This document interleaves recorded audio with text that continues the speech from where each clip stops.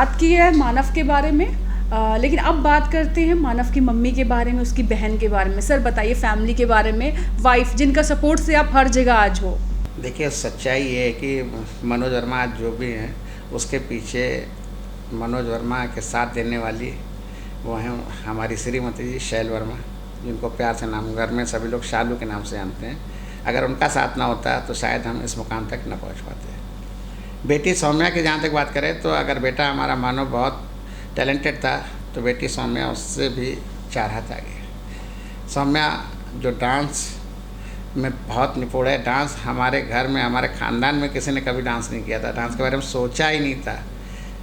कैसे वो डांस के क्षेत्र में चली गई मालूम नहीं, लेकिन डांस उसका ज़बरदस्त है और वो भरतनाट्यम की जो है नृत्यांगना है। अभी अवार्ड भी मिला है सर जी, अभी उसने अपना वो भातखंडे विश्वविद्यालय संगीत विश्वविद्यालय से MPA का कोर्स कर रही थी और उस कोर्स में उसने सेकंड टॉप का जो है खिताब हासिल किया और राज्यपाल महोदया के हाथों से उसको कांस्य पदक सिल्वर मेडल मिला। नमस्कार, आदाब, सत श्री अकाल, very warm welcome to everyone. Hungama Times के पॉडकास्ट में आपका स्वागत। एक नया चेहरा, एक नया एपिसोड के साथ आज जिस शख्सियत को लेके यहाँ आए लखनऊ कि कई शख्सियतों से हमने बात की कि इनके बारे में मुझे लगता है परिचय इनका बहुत लंबा होगा। इनके किए हुए कामों को अगर हम गिनेंगे या इनके अवार्ड्स के बारे में बात करेंगे तो मुझे लगता है एक एपिसोड भी छोटा पड़ जाएगा। तो अब हम स्वागत करते हैं मनोज वर्मा जी का, जो सीनियर असिस्टेंट हैं सिविल डिफेंस में, ताइक्वांडो के नेशनल प्लेयर हैं और 2024 में लाइफ टाइम अचीवमेंट अवार्ड मिला है सर को। 22 में सर को मैं बात करूँगी तो राष्ट्रपति के हाथों सम्मानित हुए हैं। और प्लेयर का जो अंदर से जो होता है ना कि एक जज्बा है, कुछ करना है, करते रहना है, ये अवार्ड कुछ नहीं होता है, आगे और बढ़ना है, ये सपना इन आँखों का है। तो मनोज जी का रुख करते हैं। मनोज, आपका स्वागत है हंगामा टाइम्स के पॉडकास्ट में। बहुत समय से हम चाहते थे आपसे बात करना, बहुत सारी बातें, लेकिन कम समय में हम सब बात करेंगे। बात करने के लिए अगर मैं अब रुख करूंगी मनोज जी का। मनोज जी, मैं जानना चाहूँगी आपके बारे में, यानी मनोज वर्मा के बारे में बात नहीं करूँ, मैं जानना चाहती हूँ उस मनोज के बारे में जिसके अंदर स्पोर्ट्स को लेके अलग प्यार है, एक जुनून है सर पे कि ताइक्वांडो जैसे नेशनल लेवल पर भी आपने काम किया, रहे हैं, अवार्ड भी है, सम्मानित भी हुए हैं। कैसे सपना देखा इन आँखों ने? परिवार में कोई था? सबसे पहले तो मैं हंगामा टाइम्स को बहुत बहुत धन्यवाद देना चाहता हूँ और जितने भी इनके सब्सक्राइबर हैं, जो लाइक करने वाले लोग हैं, उन सब का बहुत बहुत धन्यवाद, स्वागत, वेलकम। मनोज वर्मा नाम हमारे पिताजी ने हमको इनाम दिया और जहाँ तक खेल और खेल से जुड़े हुए बातें हैं तो बचपन से ही खेल के प्रति रुचि थी।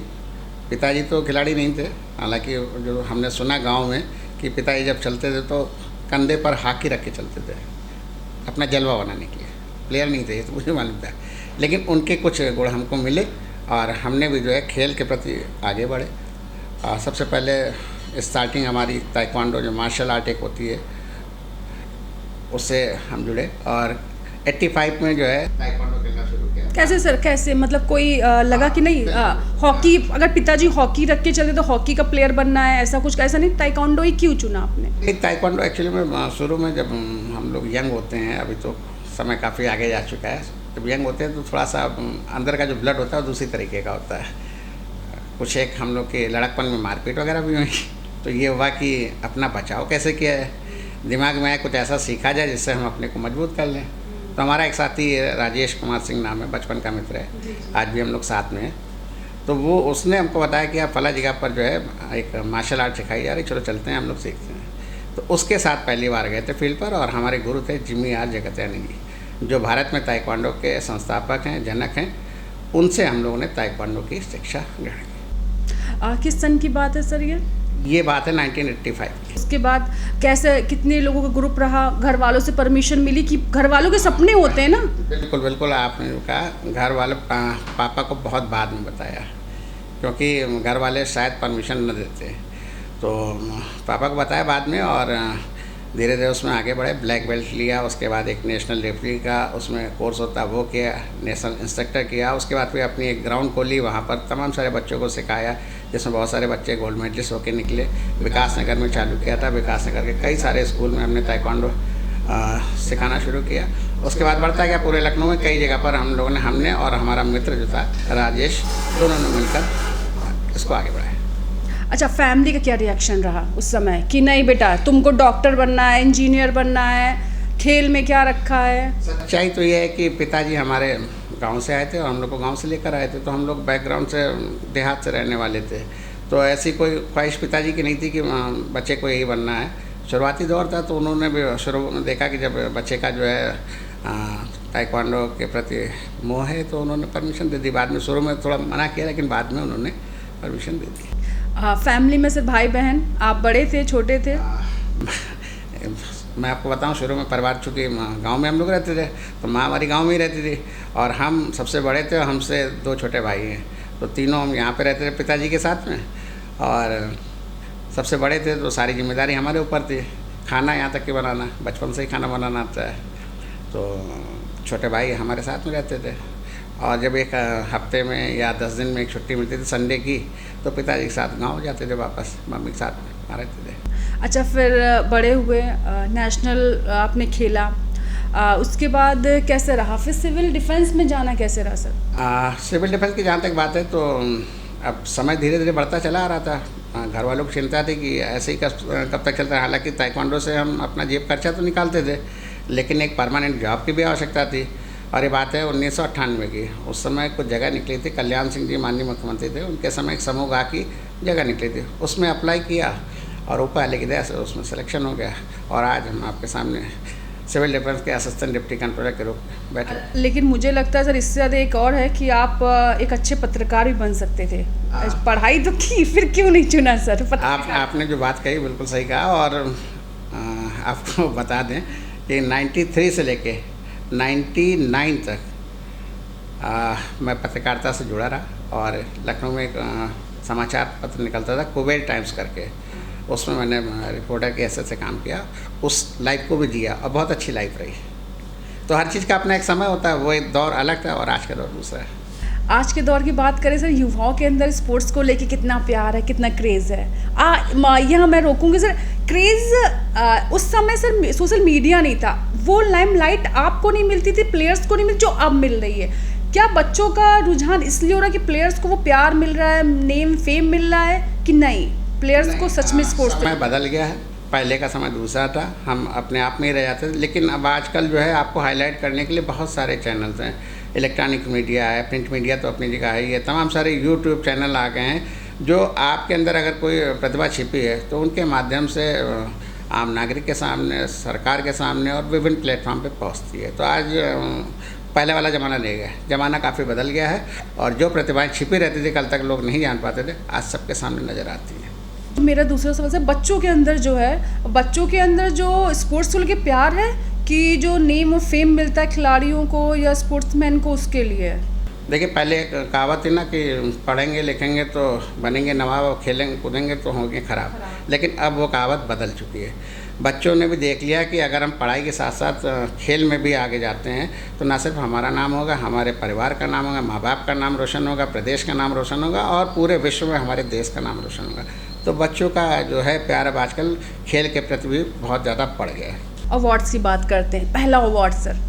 पहला अवार्ड 1994 में सिविल डिफेंस की जब हम बात करते हैं तो इसमें एज ए फायर फाइटर के रूप में आया था। एक जगह पर चल रहा था, कुछ कंपटीशन टाइप का, काफ़ी भीड़ थी, जाके वहाँ मालूम किया तो मालूम चला कि एक कंपटीशन होना है फायर फाइटिंग का। तो हमने कहा क्या हम भी भाग ले सकते हैं?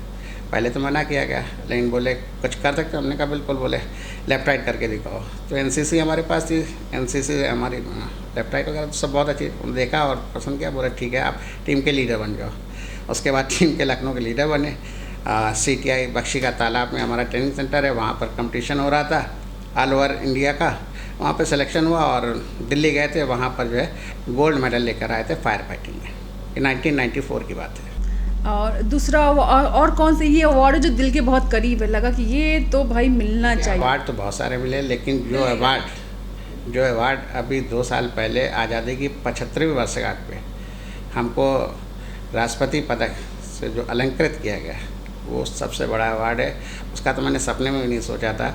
और मेरा, मेरे परिवार का, मेरे पूरे गांव का, मेरे पूरे बाराबंकी का रहने वाला हूं, तो पूरे बाराबंकी का नाम रोशन हुआ। राष्ट्रपति के हाथों मनोज, मेरे घर का है, मेरे गांव का, मेरे शहर का, एक लड़का जो लेकर आया award, life time achievement award जब मिला सर, पता चला कि ये अवार्ड मिलने वाला है भाई, आपको परिवार का क्या रिएक्शन रहा? सच में बहुत सारी चीज़ें अप्रत्याशित हुई।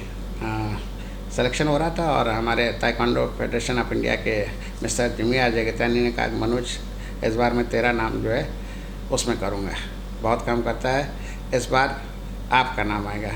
और जिस दिन उनके हाथों से वो मुझे मिला, निशब्द कुछ अवार्ड पता है बहुत मिलते हैं, लेकिन कुछ अवार्ड आपके काम को देख के मिलते हैं जो वो बने हैं पहले से ही, लेकिन हमें वो चाहिए, तो उसके लिए तो मुझे लगता है कोई शब्द है ही नहीं। वो एक ड्रीम को पूरा करने, सपने को पूरा करने जैसा, जब पूरा हो जाता है ना शब्द नहीं रह जाता, यार ये तो सपना पूरा हो गया हमारा। लेकिन अवार्ड्स की हमने बात की, अचीवमेंट की बात कर दी, अब बात करते हैं सर फैमिली की। सब कुछ होते हुए एक छोटी सी कमी रह गई, जहाँ आपने स्पोर्ट्स से प्यार था, लेकिन आपका एक छोटा सा बच्चा जो जिसको लेकर बहुत से सपने देखे वो नहीं रहा, लेकिन आपने सर हिम्मत नहीं आ रही, लेकिन आज उसका सपना पूरा करते हो। हमारे सर की जब मुलाकात हुई थी तो एक चेहरे पे सबकी बात कर रहे थे, वहाँ उसकी फ़ोटोज़ थी और बेटे का नाम लिया जा रहा था। जो हमारी सर की मुलाकात रही, रोल बॉल का कुछ कार्यक्रम चल रहा था और उसी की याद में वो सब तरफ उसी का नाम था।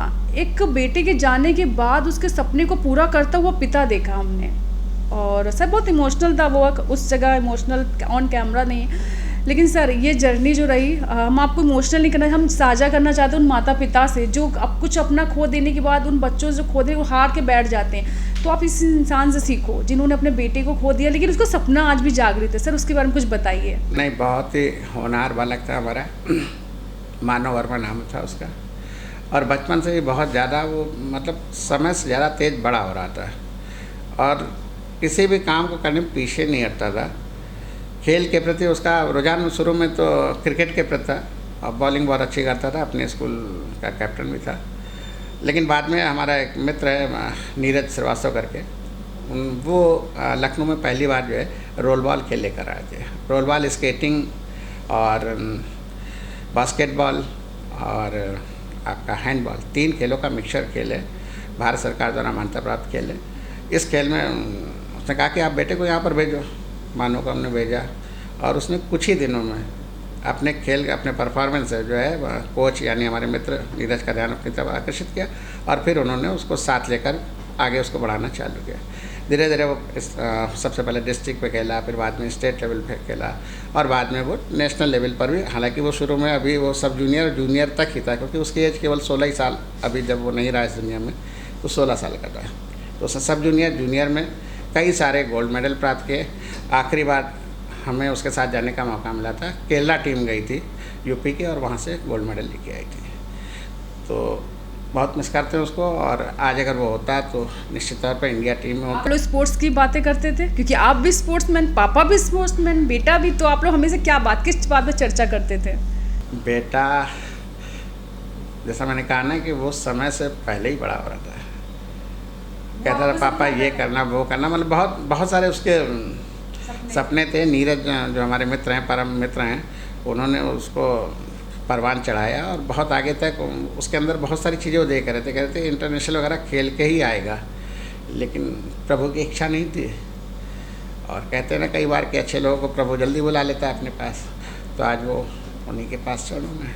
लेकिन उसके सपने आपकी आंखों में, क्या सोचा है, क्या करना मानव के लिए? मानव के लिए अभी तो शुरुआत है, नीरज भाई का पूरा सपोर्ट है और अब तक उसके नाम से जो है 3 प्रतियोगिताएं रोल बॉल की करा चुके हैं और आगे हम लोग प्लान कर रहे हैं कि इसको स्टेट लेवल पे कराएंगे और फिर आगे चल के नेशनल लेवल पर भी कराएंगे। अभी तो शुरुआत में डिस्ट्रिक्ट लेवल पे ही है लखनऊ, तो आगे उसको और बढ़ाएंगे। उसके नाम को लोग जानते हैं, रोल बॉल के उसमें जानते हैं और आगे जाएगा, क्योंकि उसका नाम उसने जो कमाया कम वक्त में वो तो था ही, लेकिन उसको जो संभाल के रखा है उसके पिता ने आज भी संभाल के रखा और उनका सपना है कि उसका नाम जो है ना नेशनल इंटरनेशनल जाए, ये सपना है आपका। लेकिन एक सर जो इंटरनेशनल की बात करें जो आपने खोया, बात की है मानव के बारे में, लेकिन अब बात करते हैं मानव की मम्मी के बारे में, उसकी बहन के बारे में। सर बताइए फैमिली के बारे में, वाइफ जिनका सपोर्ट से आप हर जगह आज हो।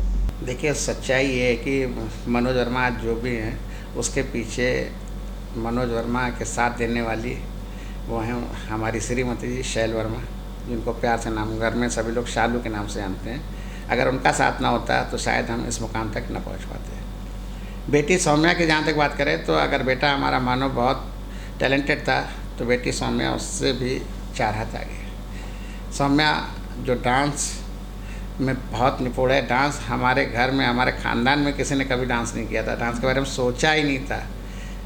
कैसे वो डांस के क्षेत्र में चली गई मालूम नहीं, लेकिन डांस उसका ज़बरदस्त है और वो भरतनाट्यम की जो है नृत्यांगना है। अभी अवार्ड भी मिला है सर। जी, अभी उसने अपना वो भातखंडे विश्वविद्यालय संगीत विश्वविद्यालय से MPA का कोर्स कर रही थी और उस कोर्स में उसने 2nd टॉप का जो है खिताब हासिल किया और राज्यपाल महोदया के हाथों से उसको कांस्य पदक सिल्वर मेडल मिला। लेकिन कल जो हुआ जम्मू कश्मीर में, जो हुआ आतंकी हमला हुआ, उसको किस तरह देखते हैं? सिविल डिफेंस में रहे सर आप, स्पोर्ट्स को लेकर चले या हम बात करें देश में, हिंदुस्तान में जो लोग हैं उनको इस जब से पता चला, हर फेसबुक में हर मीडिया में छाया हुआ है कि कैसे हो रहा है भाई, कैसे हम क्या हम सुरक्षित हैं? क्या सिर्फ धर्म के नाम पर सर गोलियां कैसे मार रहे हैं? एकता जी, ये जो कल की घटना हुई, कल एक वैवाहिक कार्यक्रम में शाम को थे, जैसे ही रात में करीब 11 बजे लौटे और टीवी खोला तो सामने वो चीज़ चल रही थी। देख के इतना दुख हुआ, तुरंत आंखों में आंसू आया और रात 3 बजे तक, आप यकीन मानिए, रात 3 बजे तक हम वो सब देखते रहे क्योंकि नींद आ ही नहीं रही थी। ऐसी विभत्स घटना हुई थी जिसकी जितनी भर्त्सना की जाए उतनी कम है। कायराना हरकत, और ये हमारा पड़ोसी मुल्क है जो कभी नहीं चाहता है कि भारत खुशी के साथ रहे, भारत के लोग खुशी के साथ रहे, भारत तरक्की करे। अब जो आपने देखा था कि जम्मू कश्मीर में पिछले कुछ दिनों, कुछ महीनों से, कुछ सालों से वहाँ काफ़ी शांति हो गई थी। वहाँ का हर चीज़ धीरे धीरे आगे बढ़ रहा था। पर्यटन जो वहाँ लगभग ख़त्म हो गया था वो भी धीरे धीरे अपने डेवलपमेंट ऊपर की तरफ जा रहा था और वो उन लोग की आहें लगी, उन्होंने प्लान किया, साजिश की और कल उस घटना का अंजाम दिया। लेकिन आपने देखा होगा कि हमारे प्रधानमंत्री महोदय जो बाहर गए थे, दौरे को कैंसिल किया, वापस आ गए और हम सब ये आशा करते हैं, आशा ही नहीं बल्कि पूर्ण विश्वास है कि हमारी सरकार कुछ ना कुछ ऐसा मजबूत कदम उठाएगी जिससे उनको मुँह तोड़ जवाब दिया जाएगा। इसका इंतज़ार हम भी करेंगे कि हम लोग लड़ाई शुरू नहीं करते, लेकिन जब कोई शुरू करता है ना तो ख़त्म करने की जिम्मेदारी हमारी रहती है। जो हुआ वो गलत था क्योंकि हम ने जो देखी तस्वीरें वो विचलित कर देने वाली। न्यू कपल्स थे, नई शादीशुदा जोड़ा गया था, घूमने गए थे, बच्चे थे, जिस तरह से लाशें छोड़ दी गई, कि जिस तरह से एक व्यक्ति को छोड़ दिया गया, संदेश पहुँचा देना, ये सब करना कायराना हरकत है। और हिंदुस्तान ने कभी युद्ध की शुरुआत नहीं करी, लेकिन ये है जब जवाब देने पे आता है तो किसी की नहीं सुनता है। मनोज जी, जो देश में हो रहा है उस पर तो हमने चर्चा कर ली है कहीं ना कहीं, लेकिन अगर हम बात करें स्पोर्ट्समैन का उतार चढ़ाव की, जो कभी कभी स्पोर्ट्समैनों को लेकर बड़े बड़े राजनीति भी हो जाती है। जो ग्रामीण क्षेत्र से स्पोर्ट्स निकल के आ रहा है वो शहरी क्षेत्र में नहीं मिलता है। तो सर आपको लगता है कि ग्रामीण क्षेत्र से स्पोर्ट निकल के आ रहा है उनको सही पायदान, सही मुकाम, सही चीज़ें मिल रही हैं? देखिए, अभी तक तो ऐसा कुछ नहीं था। गाँव की जो प्रतिभाएं थी वो वास्तव में वहीं तक सीमित रह जाती थी, वहीं दफन हो जाती थी। लेकिन अब एक आशा जगी है। आपने देखा होगा इस बार ओलंपिक में भारत का प्रदर्शन बहुत शानदार रहा था, बहुत अच्छा रहा था। और वर्तमान सरकार का पूरा जोर है कि खेलों को ज़्यादा बढ़ावा दिया जाए। यहाँ तक कि देखिए, जो अपनी प्रदेश सरकार है उसने भी हमने देखा कि खेलों के कोटे से सरकारी नौकरियाँ दी जा रही, काफ़ी मात्रा में पुलिस में भर्तियाँ हो रही, फोर्स में भर्तियाँ हो रही हैं। मीन्स खेल अगर हमारे युवाओं को आगे बढ़ाएगा तो युवा भी हमारे देश को आगे बढ़ाएंगे। खेल को प्रमुखता देना बहुत ज़रूरी है और गांव की जो प्रतिभाशाली थी वो सब धीरे धीरे करके अब निकल के आ रही। गांव के भी खेल कुछ आजकल सरकार ने डिक्लेयर किया, गांव स्तर पे हो रहे हैं, फिर डिस्ट्रिक्ट लेवल पे हो रहे हैं, फिर स्टेट लेवल पे हो रहे हैं। तो तमाम सारे गांव जो खेल आपने देखा हो, जो तमाम सारे खेल जो हम लोग बचपन में खेला करते थे उसकी अभी एक प्रतियोगिता यहाँ KD सिंह बाबू स्टेडियम में हुई थी। हम लोग जो आइस पाइस खेलते थे, हम लोग जो क्या बोलते हैं उसको, कंचे, ऐसे तमाम सारे जो खेल जो बचपन में हम लोग खेलते थे ना, वो अभी सरकार ने यहाँ पर KD सिंह बाबू डांट पड़ती थी, उसके पीछे इनाम भी मिल सकता है, अवार्ड भी ले सकते हो। बिल्कुल। तो वो अभी बल्कि मैं आर्म रेसलिंग करके खेल है, पंजा प्रतियोगिता होती है, उसमें पंजे लड़ाए जाते हैं, उसका प्रदेश अध्यक्ष बनाया गया। उसका एक अभी ओलंपिक हुआ था, जो खेल ख़त्म हो रहे हैं उन खेलों को उस ओलंपिक में कराया गया, भारत ने करवाया था, हरियाणा में हुआ था। तो ऐसे बहुत सारी चीज़ें हो रही जो ख़त्म हो चुकी थी, उनको वापस लाया जा रहा है। तो सरकार, अगर सरकार चाह जाए तो सब कुछ संभव है, और सरकार नहीं चाहती तो कुछ भी संभव नहीं। लेकिन आप एक काम है जो आपके चाहने से हुआ है, एक बार और डोनेट करेंगे तो आप हाफ सेंचुरी कर लेंगे ब्लड। हाँ, बिल्कुल सही। 49 टाइम्स हो चुका है जो मनोज जी ने ब्लड डोनेशन किया है, और बस एक रह गया है जहां आपकी हाफ सेंचुरी हो जाएगी। एम आई राइट ना सर? बिल्कुल सही, आपको जानकारी मिली है। तो ब्लड डोनेशन का जहाँ तक बात है, रक्तदान। उम्र कितनी है सर आपकी? एज कितनी है? मेरी एज 53 है। 53 है, आपसे वो 49 टाइम ये कर चुके हैं, यानी उम्र से बस 2-3, यानी अगर जोड़ा जाए सर तो मुझे लगता है। एक्चुअली में क्या था ना, रक्तदान थोड़ा देर से चालू किया था, जब हम ग्रेजुएशन कर रहे थे और हमने एनसीसी ली थी। एनसीसी में फर्स्ट टाइम जो है मालूम चला कि रक्तदान भी किया था, एक कैंप लगाया गया था, उसमें काफ़ी कैडेट्स ने किया था, उसमें हम भी थे। वहाँ से हमारी शुरुआत हुई। उसके बाद फिर जब हमारा सिविल डिफेंस सिलेक्शन हुआ तो कई बार हम लोग नागपुर ट्रेनिंग करने के लिए जाते थे। नागपुर हमारा नेशनल कॉलेज है वहाँ पर, जो अब फ़िलहाल जो है एनडीआरएफ के पास में है। तो वहाँ पर हमारे गुरु थे मिस्टर जीएस सैनी, तो वो हर कोर्स में जो है अक्सर एक ब्लड कैंप लगवाते थे। तो वहाँ पे हमने उस चीज़ को आगे बढ़ाया और फिर करते करते आज जो 49 टाइम्स हो चुका है, और बहुत ही जल्दी हो सकता है ये हमारा 6 दिसंबर को सिविल डिफेंस डे होता है, फाउंडर डे होता है, उस दिन करेंगे। इच्छा ये है, इसलिए रोक रखा है। मौके तो 2-3 मिले पर नहीं किया, हमने कहा उस दिन करेंगे। सेंचुरी पूरी होगी। तो ये थे हमारे साथ मनोज वर्मा जी। आज इनकी छोटी सी समय में हमने बहुत कुछ जान लिया, उनके सपने, उनकी कहानी, उनके आज जज्बा, खेल को लेके प्यार, फैमिली, परिवार, पढ़ाई लिखाई। लेकिन एक चीज़ जो उन्होंने बताया, जो आज भी उनके अंदर स्पोर्ट्स के लिए जो उनका सपना है कि उनको अपने देश में जो छोटे मोटे भी स्पोर्ट्स हैं जो आप खेलते हो, उसको भी नेशनल इंटरनेशनल लेके जाना है। बच्चों के अंदर जो छुपी हुई प्रतिभा है उनको निखारने का काम करते हैं मनोज वर्मा जी। तो आज जिस शख्सियत से हमने बात की, उससे जो हमने प्रेरणा ली वो ये है, अगर आपने कुछ सोच रखा है कि कुछ करना है तो प्लीज़ करो, ट्राई करो। ट्राई करने से कुछ नहीं जाता है, 1 या 2 साल ही ख़राब होगा, लेकिन अगर वो 1-2 साल में आपने अच्छे से दिल लगा के ट्राई कर लिया ना, तो आज इस कुर्सी पे आप बैठ सकते हो या इससे कहीं भी बैठ सकते हो। आज जो अवार्ड उन्होंने उनके नाम है, राष्ट्रपति सम्मान, और बाराबंकी के एक लड़का जिसे सोचा नहीं था, लेकिन आज वो उस अपने ज़िले के लिए राष्ट्रपति से सम्मान लेकर आया है। तो उसके अंदर का जज्बा था, उसका प्यार था स्पोर्ट्स को लेके, अपने कैरियर को लेके। तो बने रहिए हंगामा टाइम्स से। हंगामा टाइम्स का पॉडकास्ट में एक नए शख्स के साथ, एक नया एपिसोड के साथ मैं फिर हाजिर होंगी। नमस्कार, जय हिंद।